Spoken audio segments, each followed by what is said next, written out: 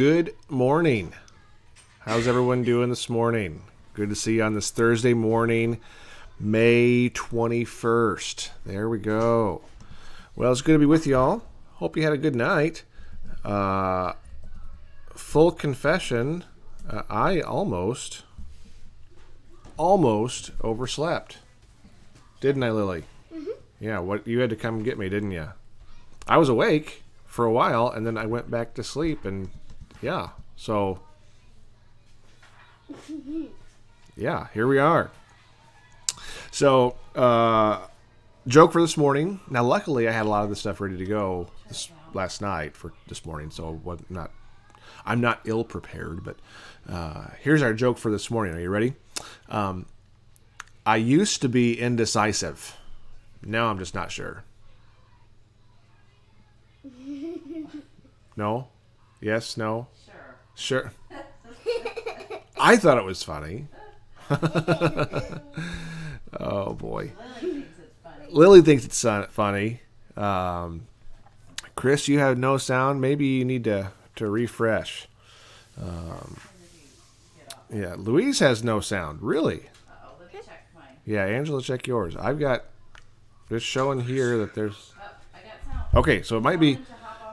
Yeah, you might need to hop back off and jump right back on if you don't have sound. And maybe I can hold on 1 second and watch what I can do really quickly. All right. Alice has sound. I'm going to create something really, really cool. I'll show you how easy it is to use OBS once you learn how to navigate it. So we do this, we add that in, we add this thing in, we add the audio capture in, like that. There's the Samson mic, and then we add in this little text box, just like this, and let's label it. There we go. Oh, it just occurred to me, if they don't have sound, they wouldn't hear you to jump off and jump back on. Well, no, here's what I'm going to do. I'm showing them just how easy it is to use OBS. Sound. Log off and jump back on. There we go. And we'll shrink that down so it fits on the screen. Oh, there you go. There we go, just like that. And 1, 2, 3, and then ready. Look at this. Look how cool this. I'm fancy now. Ready? Boom. There we go. So if you don't have sound, log off and jump back on. What do you think of that? Beck, I have no sound. So that's 1, 2. Betty doesn't have sound. Wow, a lot have no sound. What in the world's going on? Have sound. That's crazy. I have sound. Well, yeah, I turned it on. Hold on 1 second.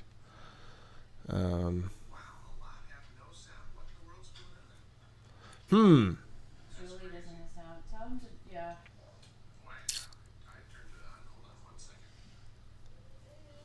Let's see here.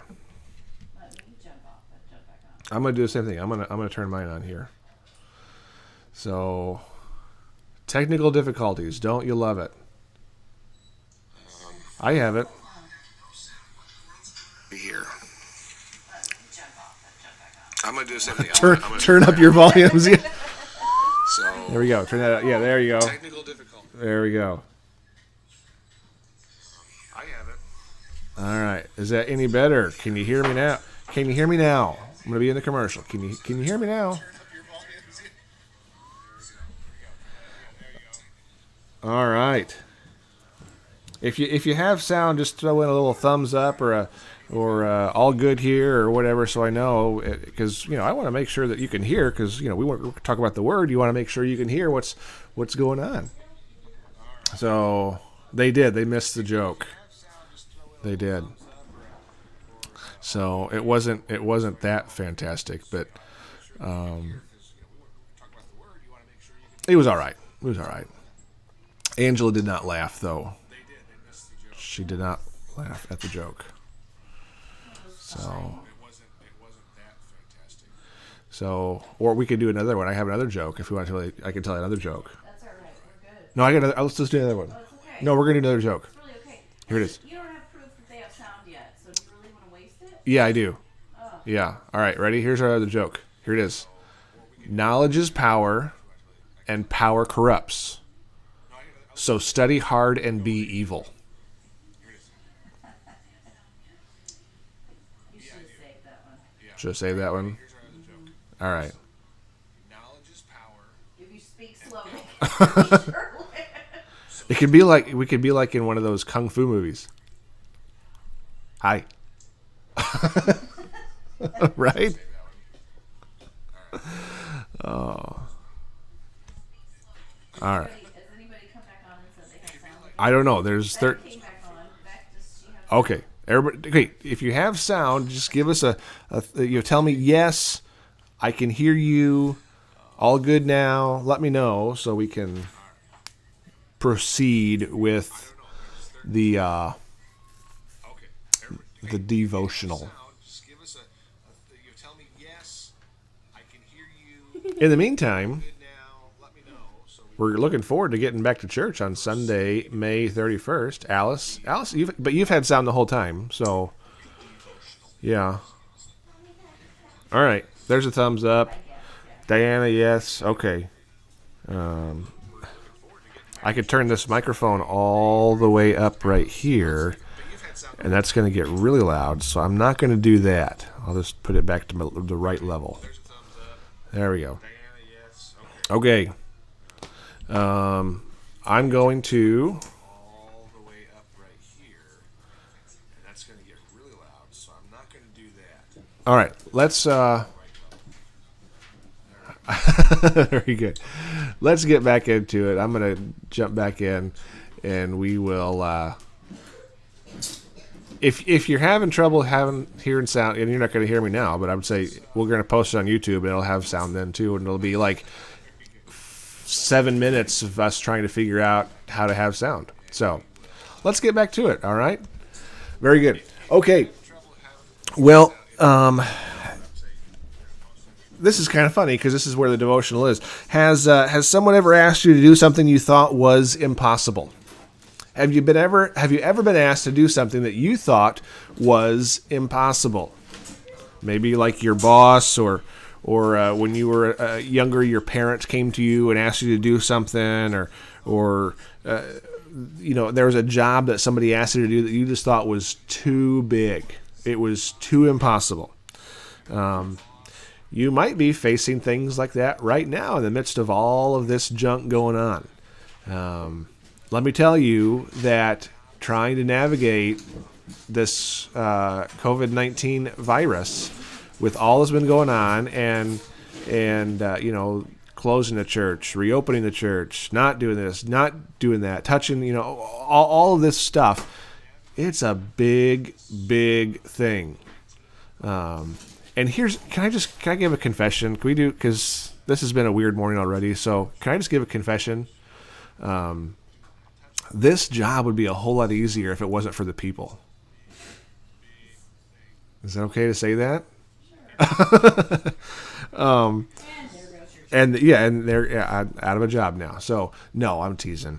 But really, it's dealing with all types of personalities, and I know that when we reopen Sunday, May 31st, and we start sending out emails and all kinds of stuff, hey, we're talking about masks, talking about seating, talking about this and that.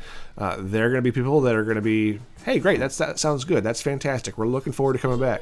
And there's going to be other people that says, I don't like this, I don't like that, you need to change that, you need to do something different. And it's going to be just this whirlwind of, yeah. So it's a big job, but you might be in the middle of something like that right now with some just crazy requests, and you're wondering, how in the world do I get started? How in the world do I do something that right now seems impossible to me? Well, over the next couple of devotionals, over the next couple of mornings when we do this, I'm going to be sharing some stuff just about that topic because, well, that's where I am. And so I'm going to speak to you from where I am. But let's talk about, how do we start? How do we even start when we're asked to do something that seems impossible? Well, the first thing is is don't panic. Don't panic. Hang on. Don't panic. So I want to follow the pattern through all this of Daniel. So you can follow along in Daniel too. I would encourage you to go read the book of Daniel. It's not a long book, but there's a lot of great stuff in there. So go read the book of Daniel, and we're going to be talking about some of that stuff. But I'm going to just share with you a little bit. In Daniel chapter 2, Daniel 2, King Nebuchadnezzar, he went to his astrologers and with this desperate need for them to interpret a dream. He went to them and said, I need you to interpret a dream. And when they couldn't do it, do you know what he did? He ordered all his advisors to be executed. All of them. And that included Daniel and his friends. And so when Daniel heard this news, and this is going to start in the passage of Scripture, Daniel chapter 2, verses 15 to 23. Daniel tactfully asked Arioch, commander of the king's bodyguard, why the king had issued such a harsh order. So Arioch told Daniel what had happened.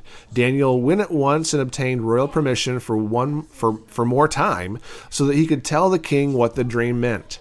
Then Daniel went home and told his friends, Hananiah, Mishael, Azariah, what had happened. He told them to pray to God of heaven for mercy and to ask him to explain the mystery to them so that they would not be killed along with other advisors in Babylon. Then, that same night, the mystery was revealed to Daniel in a vision, and he praised the God of heaven. So instead of panicking, Daniel went and learned all the facts. He tried to find out as much information as he could. He tried to figure out the motivation behind the king's request and all this stuff. And what he found out was that the king was scared.